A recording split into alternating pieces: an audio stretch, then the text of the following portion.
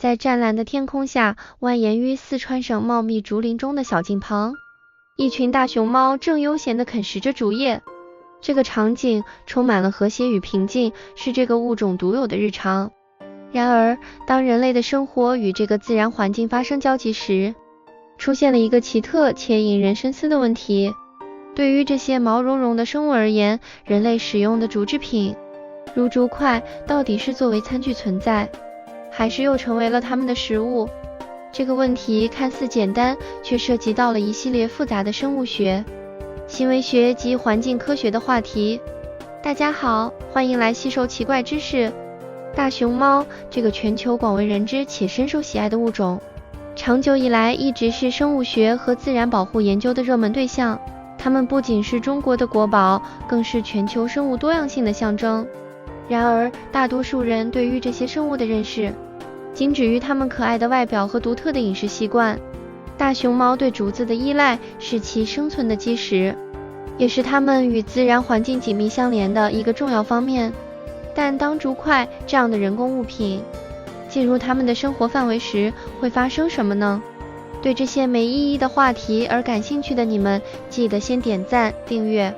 并开启小铃铛，就不会错过这些奇怪的小知识。也欢迎你先按下暂停，并在底下留言，一起讨论你对此问题的看法。再继续把影片看到最后哦。大熊猫是一种独特的食草动物，其食性几乎完全依赖于竹子。这一特点在哺乳动物中相当罕见，尤其是考虑到大熊猫的消化系统原本适合于肉食性，它们的胃和肠道短且相对简单，这对于处理纤维丰富的植物性食物来说并不理想。然而，经过演化的适应，大熊猫发展出了能够消化竹子的能力。尽管这一过程并不高效，大熊猫对竹子的选择性体现在对不同竹种和竹的不同部分乳叶、干或嫩芽的偏好。它们根据季节变化调整食物来源，以确保营养摄取的多样性。这种选择性食性对大熊猫的生存至关重要，因为竹子提供的营养价值相对较低。在动物行为学中，研究动物如何与其环境中的非自然物品互动是一个有趣且重要的领域，这包括动物对工具的使用以及对新奇物品的认知和反应。在大熊猫的情况中，研究它们如何反应于竹筷，可以提供有关它们认知能力和适应性的见解。动物使用工具的行为在许多物种中已被观察到，显示出一定程度的认知复杂性和问题解决能力。虽然大熊猫不是工具使用的典型例子，但它们对新奇物品的反应，包括人造物品，可以显示其探索性和适应性。通过研究大熊猫如何与这些物品互动，我们可以更深入地了解它们的行为模式和可能的认知限制。从探索大熊猫如何理解和互动与其环境中的竹筷，我们可以设计一系列的实验，此目的是在干扰最小的情况下，观察并记录大熊猫的自然行为。在实验开始前，必须先选择一个接近自然状态的大熊猫栖息地，这样就可以确保获得的数据最接近自然又可靠。实验的核心在于比较两组大熊猫的行为，一组作为对照组，不进行任何干预，而另一组则在其活动范围内放置竹筷。为了确保实验的准确性，所以控制了所有其他可能的变量，如食物供应、水源和栖息地的大小，来确保对于两组大熊猫来说，这些条件都是相同的。为了避免影响大熊猫的自然行为，观察方式则是通过远程摄像头和隐蔽的观察站进行的。再来将收集到的数据随后进行了仔细的分析，当中记录了大熊猫对竹筷的所有互动，无论是嗅觉、触摸还是口部接触。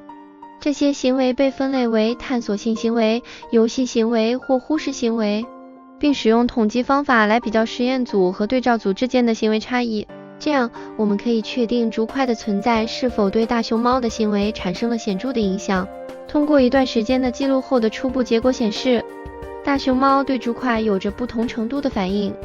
一部分大熊猫表现出了对这些非自然物品的好奇心，通过嗅觉和触摸来进行探索。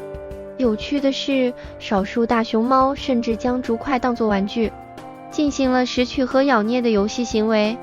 然而，大多数大熊猫对竹筷不予理睬，继续从事其日常活动。在对大熊猫与竹块互动的观察结果进行了前述的分析之后，我们能够对它们的认知和行为模式有了更清晰的理解。这些发现不仅揭示了大熊猫对非自然物品的反应，也为动物行为学和认知科学的领域提供了新的洞见。我们观察到的大熊猫对竹块的反应涵盖了从好奇探索到完全忽视的一系列行为，这表明即使是对于这样的专门食草动物，它们对环境中的非自然物品也有能力进行辨识和适应性反应。这些反应可能是大熊猫认知能力的一个重要指标，